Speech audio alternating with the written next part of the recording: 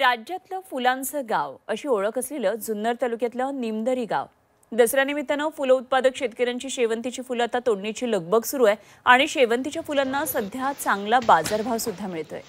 काय नेमकी सगळी परिस्थिती आहे आढावा घेतलाय आमचे प्रतिनिधी हेमंत चापोडे यांनी। सध्या नवरात्र उत्सवानिमित्त फुलांना मागणी मोठ्या प्रमाणात वाढली असून फुलांना सध्या चांगले बाजारभाव मिळत आहेत। जुन्नर तालुक्यातील निमदरी हे गाव फुलांचं गाव म्हणून ओळखलं जातं। या गावातील 100% शेतकरी हे आपल्या शेतात विविध प्रकारची फुलांची प्रजाती घेत असतात। आता मी सध्या या गावामध्ये कोल्ड स्टोरेज उभारण्यात आलेलं आहे। या कोल्ड स्टोरेजच्या माध्यमातून मुंबई पुणे सारख्या शहरांना मोठ्या प्रमाणात फुलेही पाठवली जातात। आता जर आपण पाहिलं तर विविध प्रकारची फुले या कोल्ड स्टोरेज मध्ये ठेवण्यात आलेली आहे आणि या फुलांमधून शेतकऱ्यांना चांगला बाजारभाव मिळतो। आपल्या सोबत बोलण्यासाठी या ठिकाणचे स्थानिक शेतकरी आहेत। काय सांगाल कशा पद्धतीने हे फुलशेतीचं नियोजन असतं?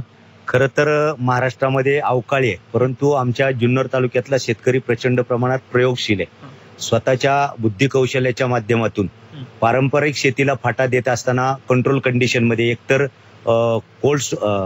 पॉली हाऊस मध्ये किंबहुना ओपन मध्ये जरी फुलाचं उत्पादन घेतलं, जर बाजार नसेल तर अशा वेळेला काय करायचं, मग बाजार पडले तर अशा प्रकारचं एक छोटंसं कोल्ड स्टोरेज ज्याच्यामध्ये 10-12 टनापर्यंतची फुलं राखली जाऊ शकतात आणि मग ज्या वेळेला बाजार होईल 10-12-15 दिवसांनी त्यावेळेला ही फुलं मार्केटमध्ये काढली जातात आणि त्याच्यातून शेतकऱ्यांना प्रचंड प्रमाणामध्ये खूप चांगल्या प्रमाणामध्ये अर्थार्जन होते। सध्या जर पाहिलं तर फुलांना किती बाजारभाव मिळत आहे आणि कशा पद्धतीने हे नियोजन केलं जातं? सध्या नवरात्र चालू झाल्यापासून थोडंसं बाजार चांगले झालेत, पण नवरात्रापूर्वी बाजार गडगडले होते, आता बाजार चांगले झाले। पण गडगडल्या बाजारामध्ये आपण त्याचं कोल्ड स्टोर मध्ये त्याचं स्टोरेज करतो आणि सणासुदीला ते विक्रीला काढतो।